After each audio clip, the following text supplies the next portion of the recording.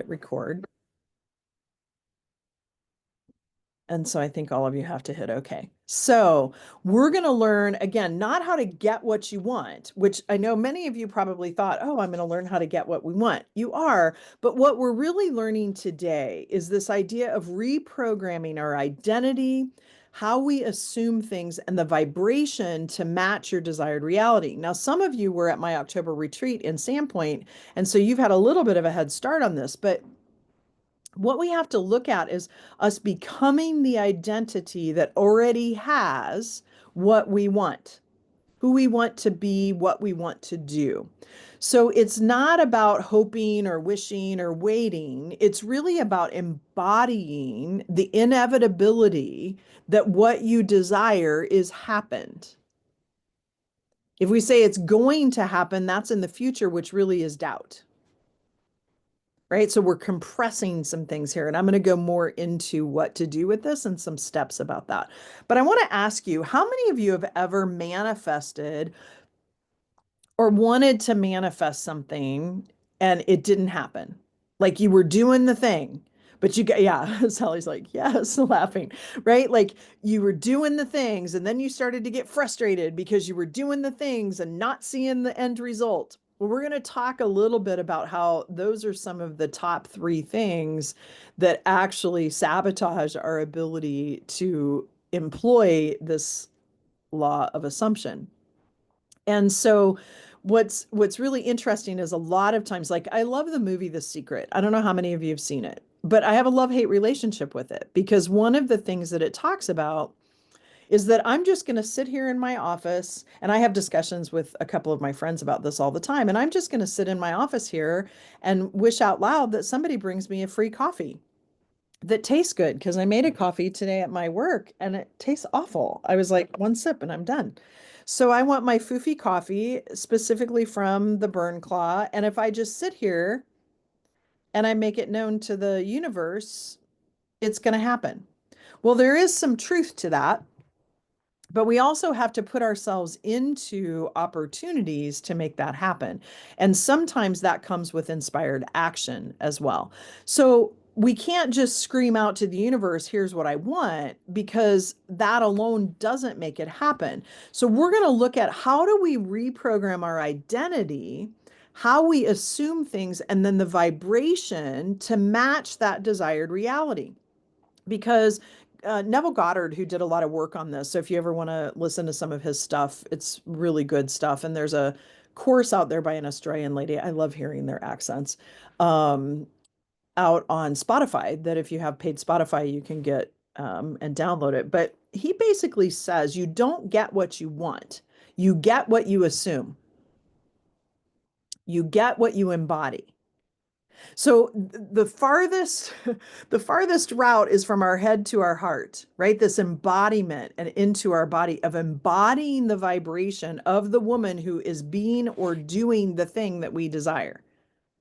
Einstein says you can't solve a problem with the same brain that created it. The same thing holds true that I have to change my vibration. If I say that I want, and it's not even a wanting, that I have 8 people in my mastermind this year, I have to not only believe that, but I have to vibrate as that woman that already has it. Because the vibration I'm at right now is not the vibration that will attract that. Does that make sense? I know it sounds a little bit like I'm talking in circles, but I want us to take a moment and I want to take a deep breath so that we can feel embodiment right now. Many of you are sitting in your offices, you've been doing some work, it's the middle of the day, lunchtime for those of you on the Pacific Northwest and or on Pacific time. And so I want you to put your feet on the ground. I want you to just kind of close your eyes and take a deep breath. And here's the deal. Nobody else on Zoom's looking at you except me, so you don't have to worry about anybody thinking you're dorky. Not that we care anyway, but go ahead and close your eyes. And I want you to take a deep breath. And then I want you to exhale. And now I want you to take a deep breath in and I want you to count. And then pause for a moment and exhale the same count out. And we're going to do that 3 times to yourself.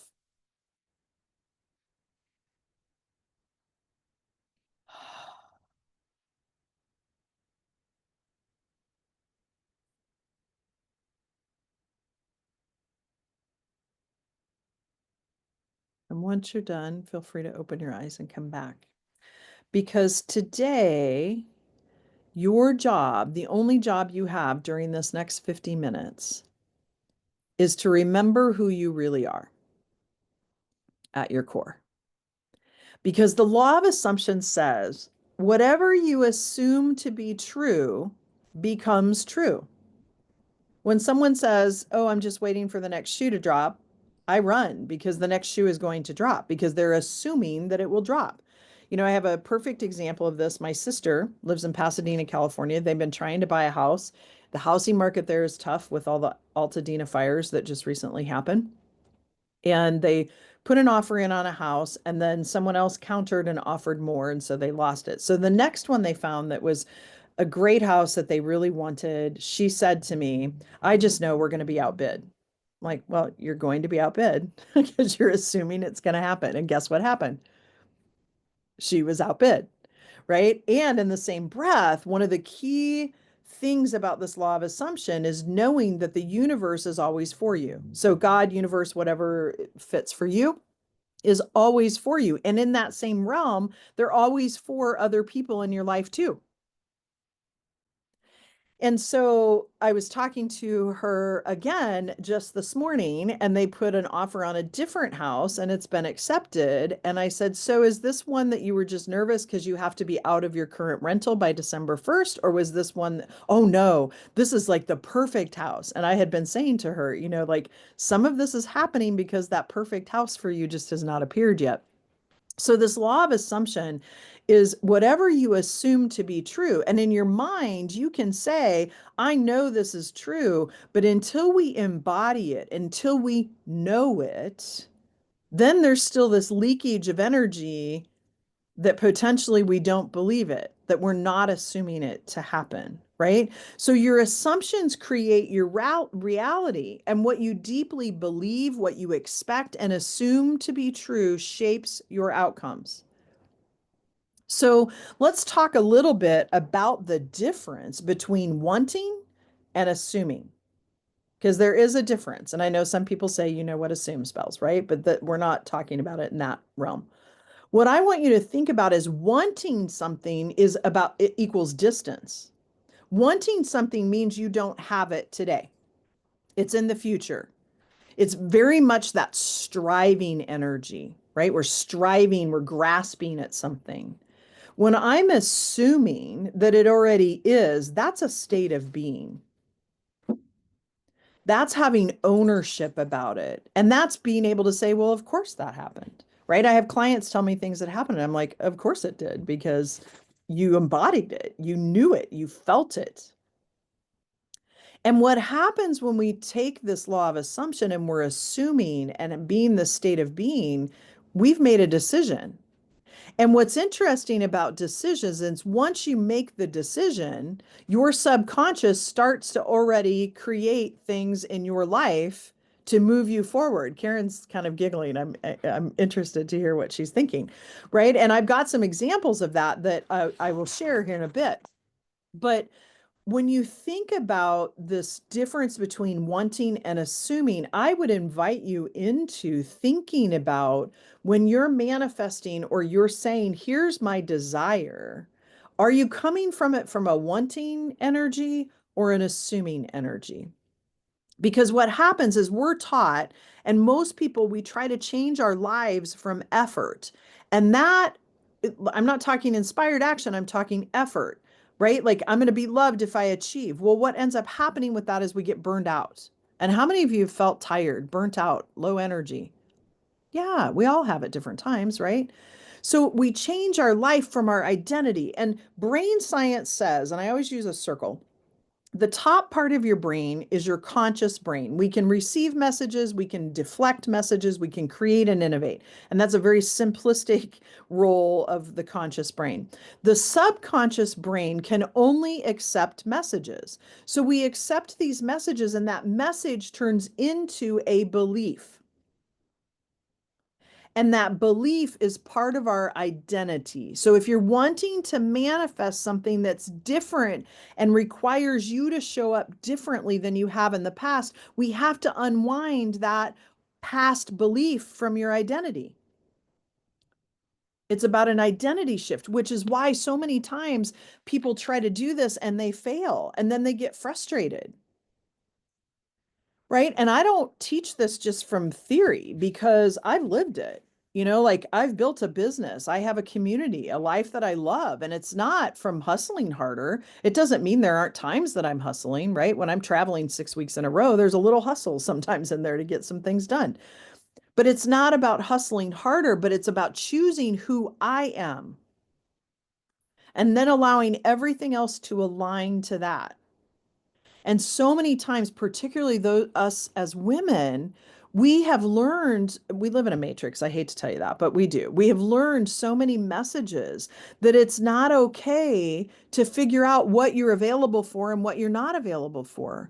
But the more and more you know what you're available for and quit giving yourself away all the time, then you can show up in your power.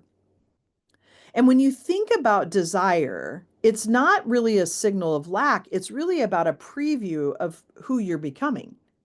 And so we want to shorten that gap between the desire and who you are becoming. So I'm going to ask you to get out a piece of paper.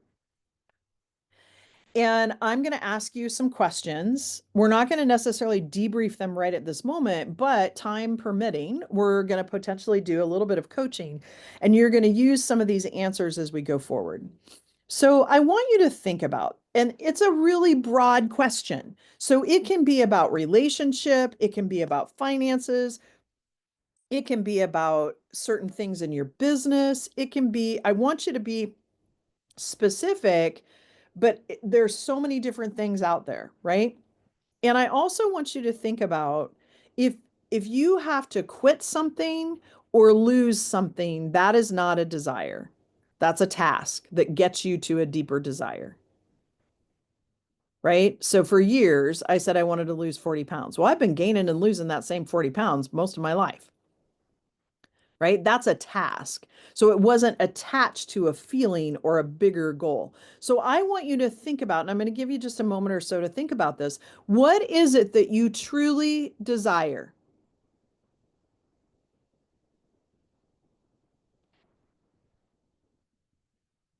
It could be financial freedom.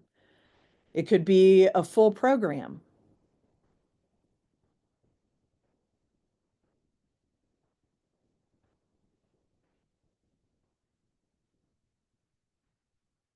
It could be a relationship.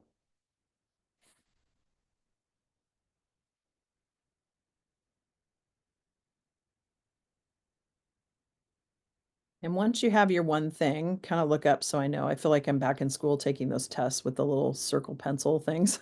Put your pencil down. And now I'm going to ask a question that sometimes is not always easy to swallow. And I want you to really try not to put any filters on.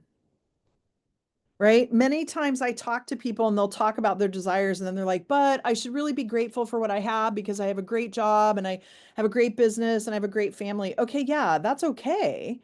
And you're not being unhumble. You're not being like the depicted person in Willy Wonka and the Chocolate Factory that says, I want, right? It's about a desire. There is this desire to want more, and that's okay. So I want you to think about and jot down, what does your current identity believe about this desire? Oh, well, you're just being too much, Debbie. Or there's no way that will happen. Now, don't create those negative thoughts if they're not there. But is there something that potentially you believe about this desire? I wanted to start my own business. But I had a strong subconscious belief that I was going to die because my mom said that the stress of owning her own business is what caused her breast cancer. It's not a truth for me. So, what does your current identity believe about this desire? Well, you're just being greedy.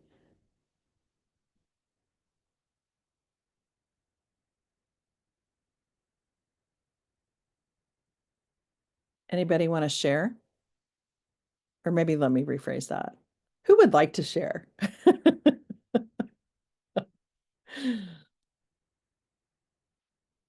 Okay, go for it, Rebecca. You can unmute yourself, I think. I apologize in advance if I cough. I'm getting over No stuff. worries. I specifically came, it's interesting, you got right to what I'm here for. Um, the whole thing of wanting more. We are so, my husband and I are so extremely blessed that I don't have to do anything if I don't want to. Yeah, But I'm a purpose-driven person. yeah, So, of course, I'm doing things. I want to change the world. yeah. Um, but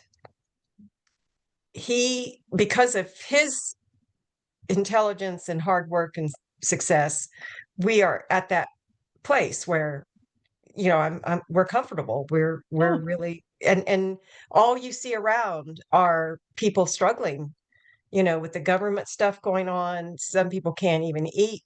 And so to want, I want to be financially successful in my own right. Mhm. And I've had my business for 10 years and I absolutely love what I do. I'm so fulfilled purpose wise. Mhm. I would absolutely do this for free. I am basically. I am making money, but not what it doesn't compute with the effort I put in. Right. So And what is it so, that you really want? yeah, I want that. I want to be financially rewarded for my hard work, knowing that when I am, I give back. The whole point is to bless others. Yeah. So And Rebecca, consciously, I know all this, that if I'm successful, it doesn't mean someone else isn't. If I get more, it doesn't mean I'm taking from someone else, but I have been stuck this whole time. yeah, and guys, I want you to notice something. Rebecca, thank you first of all for having courage because it takes some courage to step up with a group of people you don't necessarily know, right? And bring something up. Yeah, because And some people might be really struggling. And then to hear that, yeah, well, and here's the thing, right? Like there's no judgment. That's the whole key piece to this because when we think about wanting more, we have been taught that it's not okay to want more. And I want you all to notice. And so thank you, Rebecca, because I'm also going to use you as a little bit of a guinea pig. I couldn't have paid you more for this. But did you all hear all of the justification that she put out there before I asked her the second time, what is it that you really want? Right? We're programmed to say it's not okay because there are people struggling. And you know what? There are people struggling and will always happen. And you have to do what's right for you. I'm also not a firm component of giving everything away. However, like for me, I have a local group that we meet and it's a paid subscription. And for every paid subscription, I give away one free. Like for every 10, I give one away for free. And I have some single moms that really need friends and really need people to support them in a community. That feels right for me. That doesn't mean it's right for everybody else, right? So the first thing we have to let go of in our identity is if I want more and I have financial freedom over and above what the freedom is I have today in comparison, comparison is the killer of joy, in comparison to other people, we have to let that go because it doesn't make you a bad person.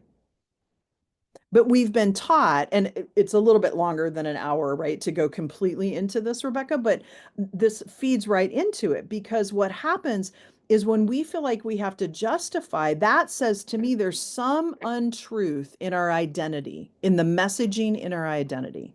Because usually when there's chaos or confusion, or we feel like we have to justify, because we're feeling guilt or shame, right? That's the emotion that comes with it. We're feeling guilt or shame, then there's some untruth, some message that we've been taught that is an untruth in our brain. And that's the key to this, the unwinding then of that message within that identity, right? And so when you think about that, this is so perfect because that is where it stops 99.9% of the people I know from manifesting and having this law of assumption and creating what it is that they want. I had one client who I have had permission to say her name, but I'm not going to say her name because she's on this call, that has a pattern that towards the end of the year, she doesn't calculate her numbers because she still has something in her identity that says if she makes a certain amount of money, she's a bad person, right? Doesn't make her bad or wrong, but there's something in there that's just messing with us, right? And so we have to unwind that. So that's this whole idea of we have to look at our identity. And so thank you. And Rebecca, the first step to that is becoming aware. So we're moving those things from our subconscious into our conscious because you can't do anything about it if you're not conscious about it. And so many times people walk through this world in the gray, right? Just kind of doing the thing. I come from the Midwest and everybody worked for the weekends. And now I moved to Sandpoint, everybody like lives to then work, right? Like they go spend time on the lake, they do all this stuff. So every culture has a little bit different. We learn it from churches, we learn it from our families, we learn it. And our families, frankly, folks, if they were born in the US or grew up in Europe, they went through scarcity with World War II or the Great Depression. Like we have learned these messages, right? And so the key piece to it too is to sometimes uncover what am I afraid I'm going to lose, right? So in Rebecca's case, and all of you I think have some of this, if you were to make money, Rebecca, doing the business, and when I say make money, each of us has our own definition of success, right? So I'm not going to assume that I understand what Rebecca meant when she said financial freedom, but I'm going to use those words because each of you has a different thought around that. But Rebecca, if you were to attain this financial freedom or the definition of success, and guys, this is super important. If you get nothing else out of this whole hour, define what success means to you, not through other people's, not the shooting on yourself of what you think other people think you should do. But what does success mean to you? And success is so nebulous. It's just like my good friend when we go skiing. Oh, this black diamond's easy. I'm like, yeah, your definition of easy and mine are different.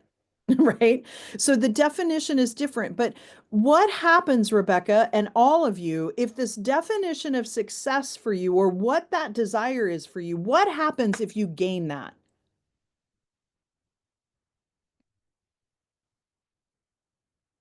And so I want you to like jot down for you when you achieve this success, what happens for you? And many of you are going to struggle with that. So I'm going to ask you this question first. What do you lose? What are you going to lose if you get this level of success that you want? Because that is the untruth.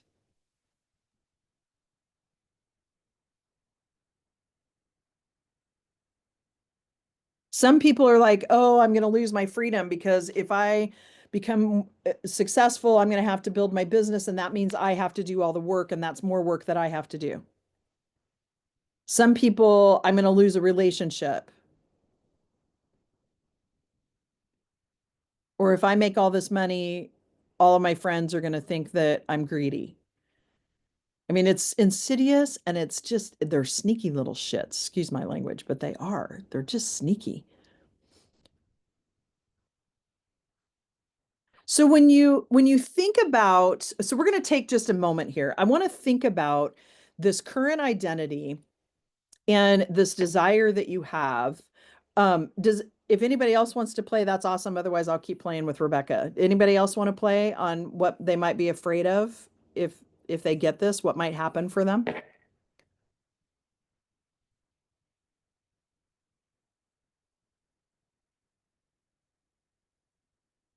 Okay, Rebecca, you're up.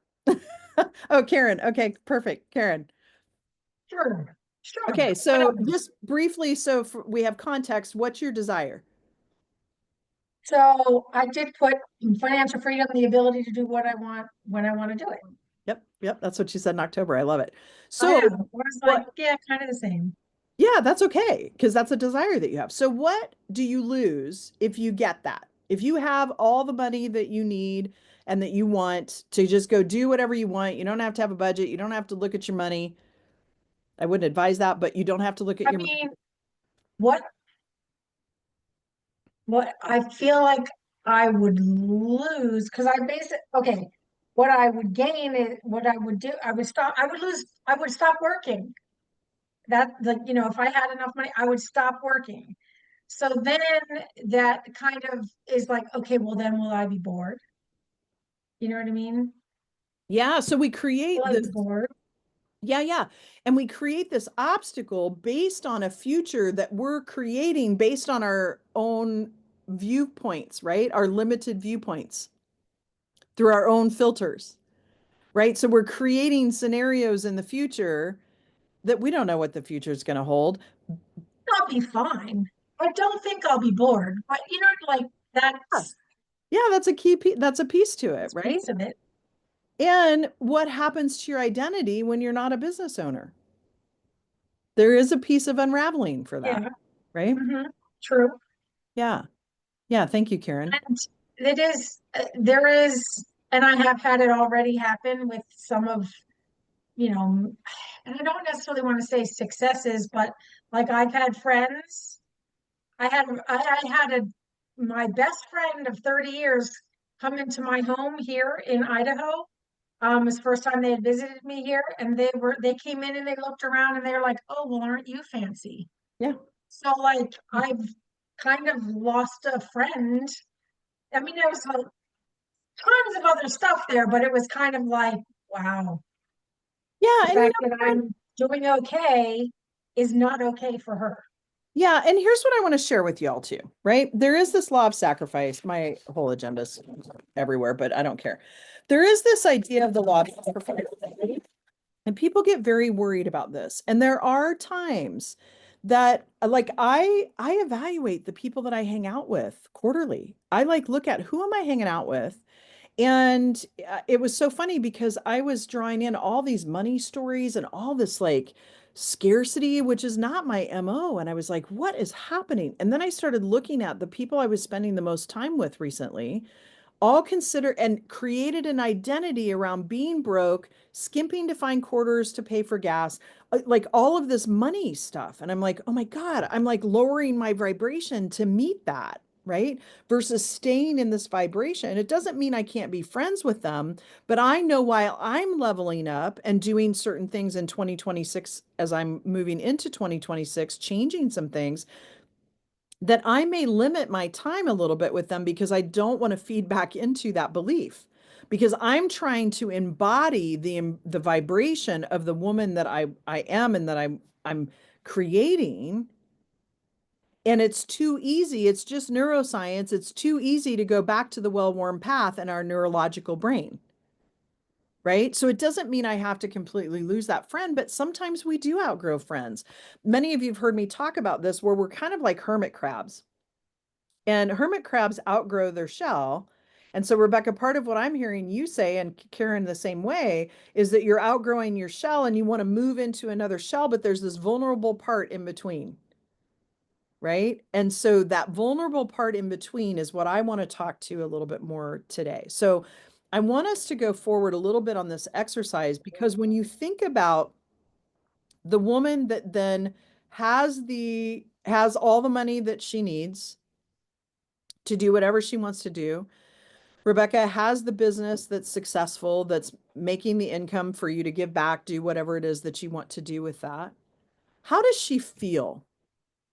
Now, when I say feel, I mean two things. We a lot of times use the word feel for emotions. Emotions, we can say that's a feeling, but what I want you to really tap into is where do you feel that in your body? Like if you imagine, so let's take just a moment here. And I want you to put one hand on your chest and then one hand down on your sacral. And I'm sharing some tools with you that I use, right, for a somatic practice with breathing.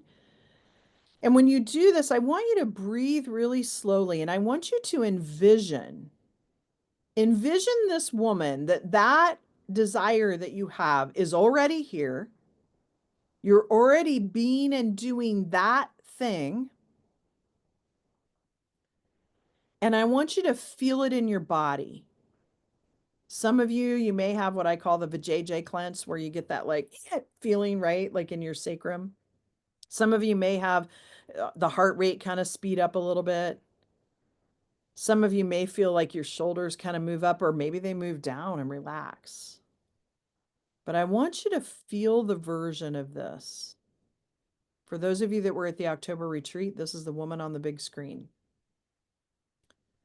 How does she breathe?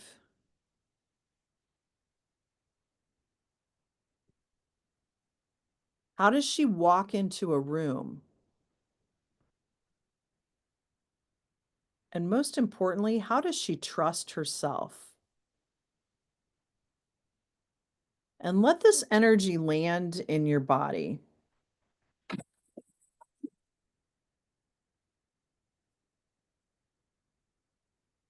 And I want you to really tap into that. Because as you go about, and you can come out of that now, as you go forward in this, and as you start to look at this desire, your subconscious is already working. Your subconscious is already going to create some of this to happen in the future.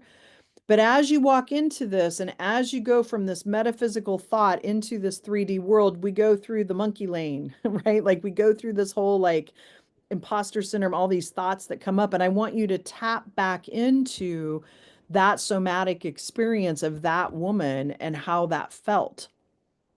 Because the body does keep the score. There's a book out there called The Body Keeps the Score, and it keeps the score for trauma, but it also keeps the score on the other side.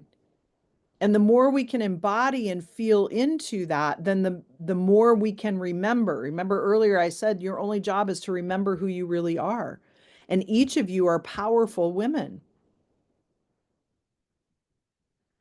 And you know, when I first stepped into my business full time after getting over that whole thought that I was going to get breast cancer and die, I remember like I do a lot of my thinking in the shower, which is why I have one of those tankless water heaters, because you can take a 30-minute shower if you want to. But I'm in the shower and I remember thinking to myself, you know, I'm going to launch this mastermind and I really hope it works. And I thought, no, I can't hope. I have to like embody this woman, right? And I have to embody this woman that knows that this business is going to be successful.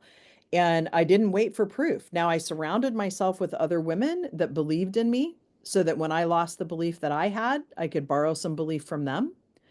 And I became the proof, right? And so one of the measures is I've gone from 38,000 to $250,000 in 18 months when I started my business, and I've continued to increase that. And the most important thing for me is I continue to impact hundreds and hundreds of men and women now, right? I remember having that first client, right? And thinking, oh, I've got the first one. And now it's like hundreds. So when you start to assume that identity and you start to embody that identity, for me, the clients arrived, the opportunities unfolded. And it wasn't because I had chased it, it's because I assumed it. You know, when I first really kind of stepped into that, I remember coming back and holding my first October retreat. And I had assumed I had spent some money to go to Paris with my business coach, and I made this assumption that I was going to make $75,000 to pay back part of that debt and to have additional funding. Well, I ended up writing over $79,000 worth of business in one weekend, right? So, and it was assuming that it was going to happen. And I stepped into that and lived it. So the really cool thing is each of you has that power as well. So I want to dig into here for a few minutes and give you some like step-by-step things that you can use. Before I do that, though, I was mentioning this whole idea of community and surrounding yourself with people that believe in you sometimes more than you believe in yourself. And I know Shauna has been in the mastermind, and Carmen is currently in the mastermind and signed up for next year, and Karen signed up for next year's mastermind. And so I just wanted to kind of do a shout out to them. But if you have any desire whatsoever to surround yourself in a community of women for a year, that allows for you to dig into this, feel free to go out and look at the link that I put in the chat around this mastermind. It starts the 1st of January and it runs for a year. We have calls throughout the months. We take 2 trips. This year we're going to Mexico and to Greece. And it's one of those where it really allows you to surround yourself with other female entrepreneurs that are CEOs that want to, and even career people, right? That want more and they want to be able to have that support of the community. Yeah, thank you, Carmen, for that. So let's dig into this. And this is straight from Neville Goddard, right? So I want you to think about, and actually, you know what? I'm going to put one other link out there. And I'm sorry, I have not learned the capability of technology of making this quick to cut and paste things. But if you're not sure about the mastermind, but you want to talk more about this and dig into this specific to you, I do about 4 times a year have business strategy sessions. They are a paid session, but you can find those at that next level. And actually, you all are the first to hear about the November ones. I have a couple this afternoon, but then the others start on Friday. But go out and sign up for one of those, and we can talk more about this law of assumption and how that works for your business. And then if you have a desire to talk more about the mastermind, we can. So there's a couple different avenues there for you to take a look at.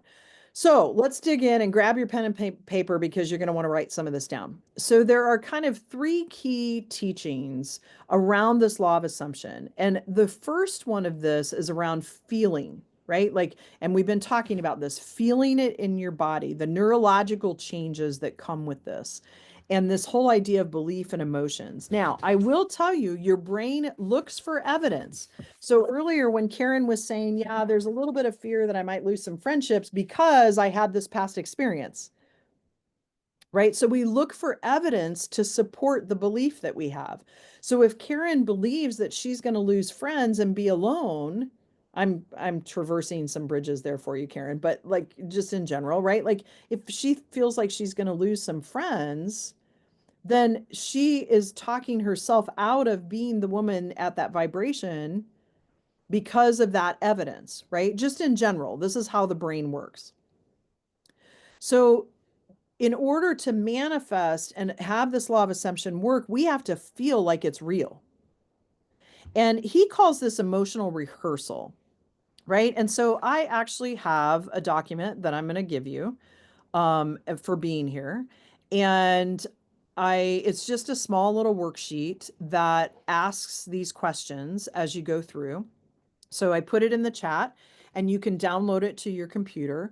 But basically what he's saying that to help you create this, it's a good idea to get up in the morning and set your frequency before the world sets it for you, right? So as you're laying in bed, kind of waking up, place your hand on your heart and say, today I am showing up as the woman who has,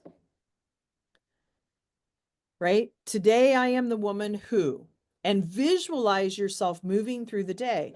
You know, one of the great golfers, and why I now can't remember his name to save my life, used visualization, and many athletes use visualization in order to be as successful as they are. So why aren't we using it, right? To manifest that desire that we have. Then the second piece of this is that he talks about feeling it and going through some of this. He then says, write it down in a journal, right? Because we have to assume the state that this desire has been fulfilled. We have to live from this state. So be it till you become it. Rachel Hollis also had a journal for a long time that you could like write these things down every day, right? And that's that same thing. So write in a journal or a notepad the desire you have, but not in the future, but as if it's already happened. Right? So I am so happy and grateful now that, and then be specific and let your emotions lead with this, because the emotional piece is what people many times leave out. And then make sure as you're going through your day, this embodied decision making. Before you make a decision through the day, pause and ask, what would the version of me who already has this choose right now? What would fit Debbie do? What would badass CEO Debbie do? What would woman that's dating do, right? Now you know what some of my desires are. So ask yourself, what would that person do? Then this emotional rehearsal is closing your eyes and feeling the energy. And we've done a little bit of that today already so that you can see it's a quick thing. It doesn't have to take 30 minutes. And ask yourself, if it were already here, how would I feel? And then make sure to hold that emotion for at least a minute and let your body feel it so it can tap into that vibration. And then at night, before you go to sleep, visualize one simple scene where this desire has come true. It might be a family member acknowledging what you've done. It might be you won an award. It might be that you're on a stage. It might be you're a guest on a podcast. It might be that you're able to give back to a nonprofit that you really want to give back to. But feel it as a reality. And then here's the deal, express gratitude towards it and drift off to sleep. Because what happens is this continues to anchor it into your subconscious, and your subconscious is attached to a belief and that identity of who you are. So almost a little bit of, well, it's imagining, it's visualizing, right? Now we have to be open to receive too, because if we feel like, and Rebecca was so gracious to do some of this in the beginning, where she was showing where she might not be open to receiving because she felt guilt and shame because other people may have had more, right? This insidiousness about receiving. We have to be open to receive, because then when it comes to us, it's just like a joke. Many of you have heard this joke, and I'm going to say it until I'm blue in the face. There's a joke about a drowning man, because we women are smart enough, we're not going to drown. There's a drowning man out in the ocean, and the universe sends him a paddleboard, sends him a small rowboat, sends him, all of these things. And he gets to the pearly gates and he says, "Why didn't you save me?" Because in his thought, he thought the Coast Guard should save him. And he was only seeing that lane. And the key to this is opening yourself up, because many times in the law of assumption, when we create a desire, it comes in ways that we don't anticipate. There is a really good book, and this one is like a tiny version of it. There's actually because like this is smaller than my phone, right? But there's a bigger version of this, and it's called E2 by Pam Grout. And it's experiments for the universe. And part of it is I always mispronounce this, the articulating factor, whatever that is in your brain, right? I never saw white Subarus. I never saw Subarus until I bought a Subaru, and then I saw them everywhere. So it activates that system, and it asks you to do a few different tests, right? But you have to be open, right? One of my friends did this, and she's like, I said I was going to see a turquoise flamingo. And so she was kind of like, oh yeah, I didn't leave my house, and I didn't watch TV, so I didn't really create an opportunity. But then she said, I'm going to do it for 24 more hours. She goes to Target, and in this huge, she lives in Florida, bin full of stuffed pink flamingos, there was one stuffed turquoise flamingo, right? Or sometimes it'll say to find butterflies, and there's signs all around us, but because we think it has to be this live butterfly, we might miss like a mural that has butterflies on it. Last night, I got out of my car, and the northern lights were just beaming up here in North Idaho. And this guy was walking his dog, and I was like, oh gosh, I'm so sorry, because my dog ran right over to his. I said I wasn't even paying attention because I was so enthralled with this. He's like, oh, I hadn't even looked up. Thank you. Right? Like we have to be able to like be open to looking in numerous different ways. So use this practice and this worksheet to help you as you look at manifesting and going into this law of assumption. Now, one of the things that I want to point out, and Neville Goddard calls this the bridge of incidents. I call this the monkey mind between the metaphysical and the physical reality, is that when you assume the identity, life rearranges to match that identity. So when you assume and you go into that vibration of that woman, life starts to rearrange to that, because the law of vibration, it's attracting other things that are vibrating at that level to you. Your subconscious begins to orchestrate it. And I mentioned that earlier. A couple of examples in the October retreat, there was a woman, Jen, she's a stylist, and she said, I want to have 2 stylists by the end of the year. She texted me 2 days ago, and this was only a couple weeks ago, and said, I've already got 2 people signed up. Right? Because your subconscious starts to put into play those things when you make that decision, because you're coming at it as an embodied decision. Right? Some business strategy sessions that I've had with people. Somebody wanted to create a new program and fill it. The program's already created and filled 6 months before what she wanted to do. right? Because you're already moving in that direction.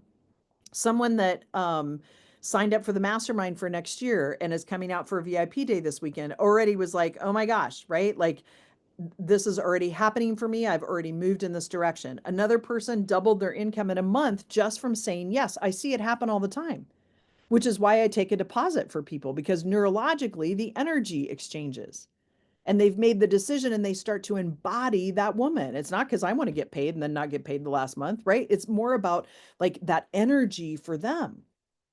So, but what happens in this bridge of incidences is as the world is adjusting to this new vibration for you, sometimes there are disruptions.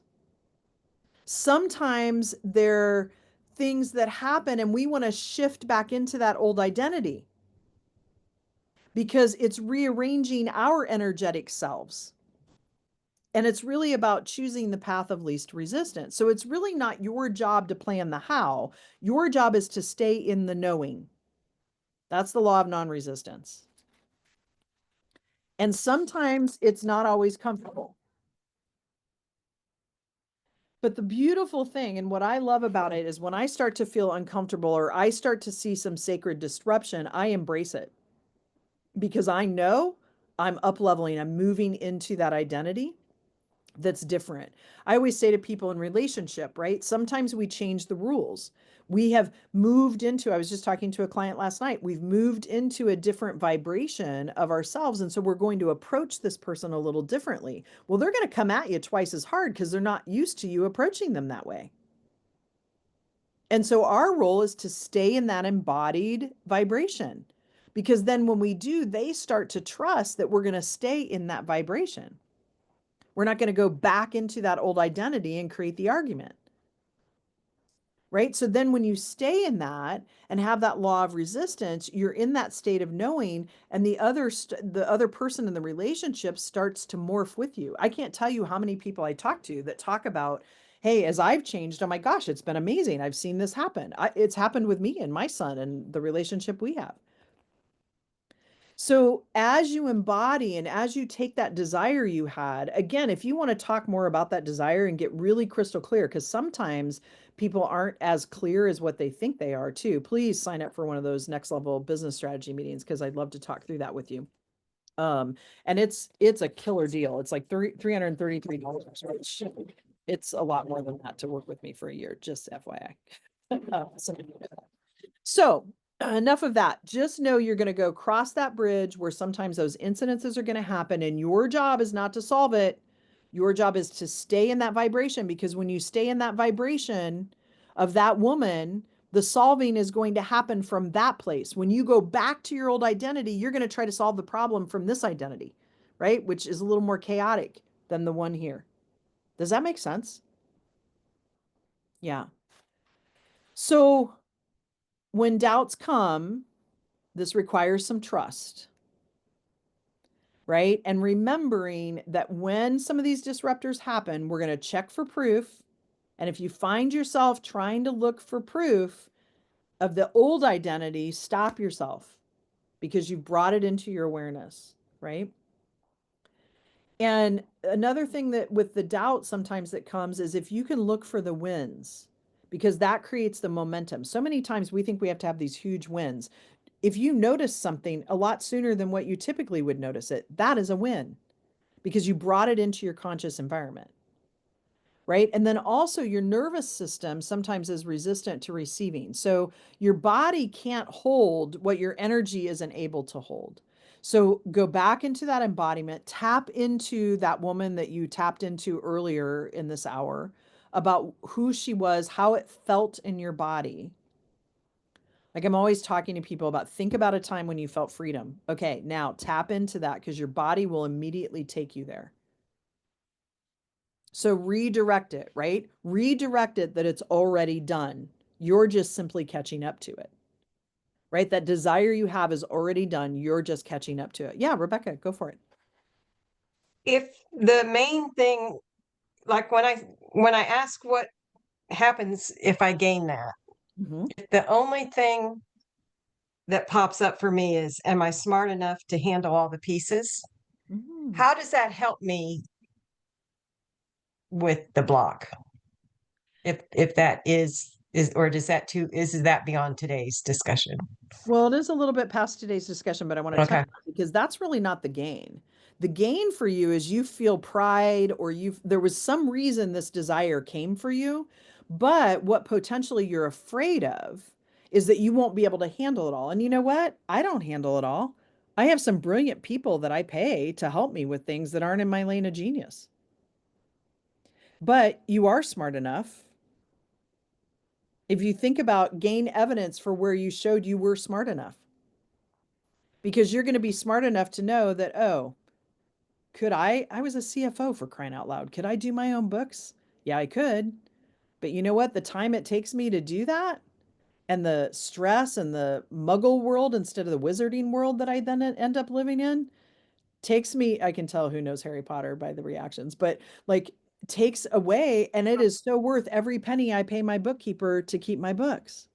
Right. So you're smart enough to know where your lane of genius is not going to be. And there are people everywhere that have geniuses like that you don't have to pay an arm and a leg. Now you want to pay for that expertise, but you follow where I'm going with that?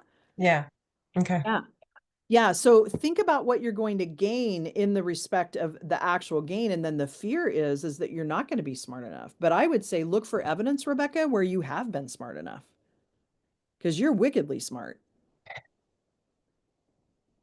So Okay. look for Thank you. that evidence. And if you have a hard time seeing it, find people around you that can share that with you until you believe it yourself. Yeah, thank you for asking. So I'm going to shut up here for a minute. I gave you the worksheet. And, as you think about this, becoming this container yourself, look at those two links that I sent out there and look at ways to surround yourself. Honestly, I care, but I don't care if it's with me or someone else. Look for ways to surround yourself with women that do believe in you, that lift you up. I remember when I was younger, I was just talking to somebody else about this yesterday about hanging out with people that used to complain about their husbands all the time. And then I started to complain about my husband all the time and then started looking for all the bad things that he did, right? Versus like you become what you hang around and what you put into your mind, whether that be TV. I remember not sleeping well. And then I'm like, well, I'm watching The Walking Dead before I go to bed. I wonder if that has any correlation, right? Like what you surround yourself with matters. And when you're assuming this new identity, it can be just that easy, but it is complex sometimes. And sometimes you need that support and you need to have those somatic breathing exercises that I shared with you and those things to put your body in a state to accept it. So what questions do you have for me in the last 3 or 4 minutes?